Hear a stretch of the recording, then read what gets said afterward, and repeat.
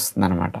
ఇలాంటి మంచి ఫలితం ఈ బొబ్బర్లో కలిగిస్తాయి. అందుకని ఈ రోజుల్లో నాకు చీటికి మాటికి అస్తమానం ఆకలేస్తుందండి, ఏదో ఒకటి ఆడించాలనిపిస్తున్నదండి, మొదలు పెడితే ఎక్కువ తినేయాలనిపిస్తున్నది అనే ఫీలింగ్ పోగొడతాయి అలసందలు.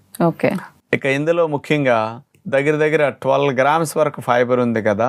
ఇదేం చేస్తుందంటే ఆహార పదార్థాల్లో ఉండే కొవ్వుల్ని అబ్జార్బ్ కాకుండా చేయటానికి, ప్రేగుల్లో ఆహార పదార్థాలు అరిగాక రిలీజ్ అయ్యే గ్లూకోజ్ని ప్రేగుల నుంచి బ్లడ్ లోకి స్పీడ్ గా అబ్జార్బ్ కాకుండా చేయటానికి ఇది బాగా ఉపయోగపడతాయి. కాబట్టి ఫ్యాట్స్ అబ్జార్ప్షన్ అవుతుంది, కొలెస్ట్రాల్ అబ్జార్ప్షన్ అవుతాయి, స్పీడ్ గా గ్లూకోజ్ అబ్జార్ప్షన్ కూడా వెళ్లకుండా చేసి స్లో డౌన్ చేస్తాయి. కాబట్టి ఇలాంటి వాటి వల్ల బ్యాడ్ కొలెస్ట్రాల్ పెరగకుండా ఉండటానికి, డయాబెటీస్ పెరగకుండా ఉండటానికి, బాడీలో ఫ్యాట్ కంటెంట్స్ ఎక్కువ అవ్వకుండా ఉండటానికి కూడా ఇవి బాగా హెల్ప్ చేస్తాయి.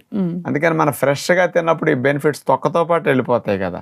మరి ఇట్లాంటి వాటి వల్ల ఈ ఫలితం స్పెషల్ గా ఉంటుంది అన్నమాట.